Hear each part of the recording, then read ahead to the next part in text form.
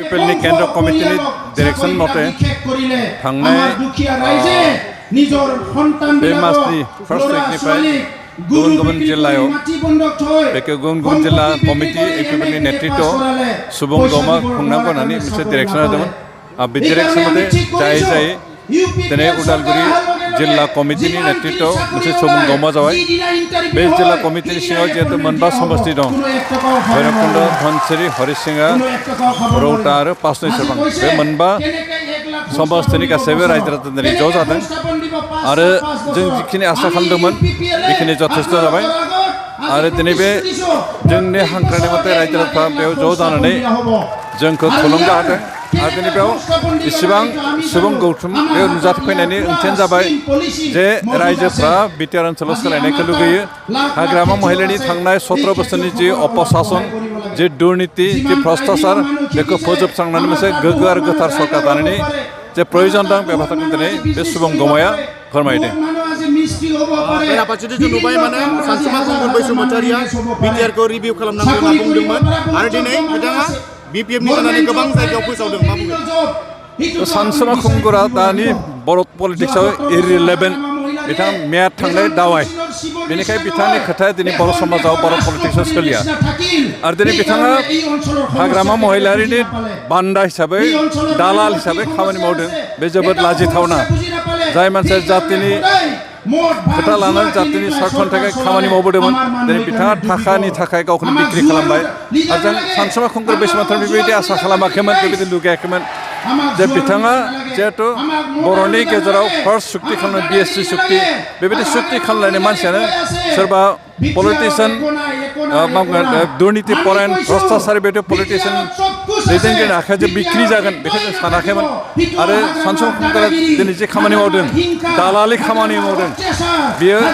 बर' रायजो राजाफोरनि थाखाय मुगैथावसिन जादों आरो जों बेखौ बिथांनि बे खामानिखौ सोरखारियो जे बिथाङा पावार लुबि खेमता लुगैग्रा सासे बेक्ति थांनाय बोसोरब्रै बोसोरबासो जों बेखि दुलाराय बर' फरायसाबो एनडिएफबिआ जि सोमावसारबोदोंमोन बेयाव बोसोरसेसो बाहागो लादोंमोन बेनिफ्राय जेतिया थांनाय 2012 मायथाइयाव बिथाङा पार्लियामेन्ट इलेक्सन टिकेट मोनाखिसै लोगो लोगो जोंनिफ्राय गारना खारबाय आरो दिनै हाग्रामा महिलानि दालाल हिसाबै हाग्रामा महिलाजों बायजानानै दिनै हाग्रामा महिलानि माउथपिस हिसाबै खामानि मावदों बेखौ जों मुगैयो आरो जों सोंखारियो दिनैनि पलिटिक्सआव दिनैनि समाजाव सानसुमा खुंगुर बैसुमतारिया सासे इरिलेभेन्ट आरो मेयाद थांनाय दावै बिथाङा जोंनि बर' पलिटिक्सआव दिननि थाखाय बिथाङा नाजावथाव गनायथाव नङा आरो बेखायनो बिथांनि बाथ्राखौ रायजोफ्रा खोनासंनाय अबस्था गैया जों बेनिखायनो सानसुमा खुंगुर बैसुमतारिखौ बिथांखौ जों मुगैदों बिथांनि जि खामानि बिखौ मुगैदों आरो बिथांखौ जों खावलायदोंसो जे बिथाङा हाग्रामा महिलारि बायदि मुगैथाव समाज बिरोधी भ्रष्टाचारि नेताजों बायजानायनिफ्राय गावखौनो जाहाथे बासायो जे गावआ जे सासे बर' पलिटिक्स मोनसे समनि बयजोंबो गनायजाथाव मानसि बे इमेजखौ जाहाथे बिथाङा हाग्रामानिफ्राय नोंथांनि बे समस्ति दङ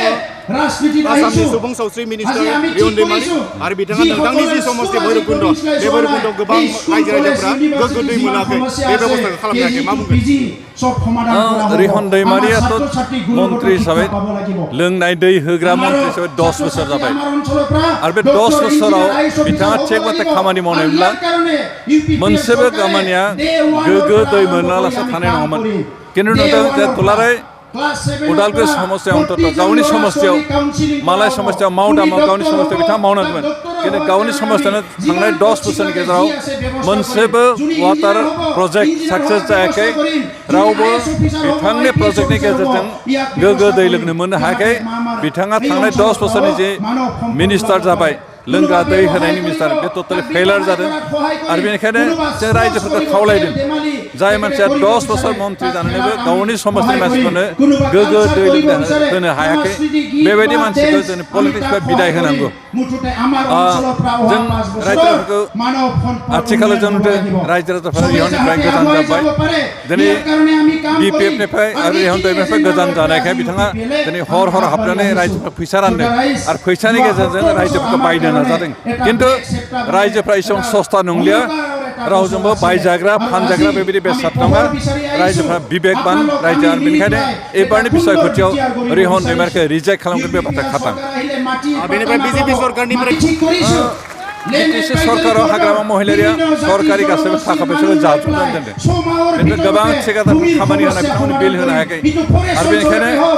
गोबां लाइबिलिटि सरकारा दं बिटिसि सरकारा आरो बे लाइबिलिटि जानायनि एकमात्र कारन जाबाय बिटिसिनि जेसेबां चिफनिफ्राय आरम्भ खालामनाय जेसेबां एमसिएल जेसेबां इएम दं बिथांमोना सरकारनि आसनि गासैबो थाखाफोरखौ जाजोबनानै जायफोर थिकादार खामानि मावदों बिथांमोननो होनो हायाखै आरो बेनिखायनो बे लाइबिलिटिस हानो गोनां जादों आरो जों बेखौनो बुंदों जे जायफ्रा सरकारि आसनिफोरनि अपबेबहार खालामदों भ्रष्टाचार खालामदों बिथांमोननि सायाव गोख्रोंनिफ्राय गोख्रोंसिन एक्सन लानांगौ आरो आयेननि बेबस्था लानानै बिथांमोनखौ जेलाव थांनायनि बेबस्था खालामनांगौ दिनै जों बिथांमोनखौ बेखौनो रायजोफोरखौ खावलायदों जेबायदि भ्रष्टाचारि आरो खेमता लोभि बेबायदि दैदेनगिरिफोरनिफ्राय बर' जातिखौ बासायनांगौ आरो बेनि थाखाय जाहाथे गासैबो रायजोफ्रा लैहोर लैहोर दावगाबाय जानो खावलायो आं बेखौनो खावलायदों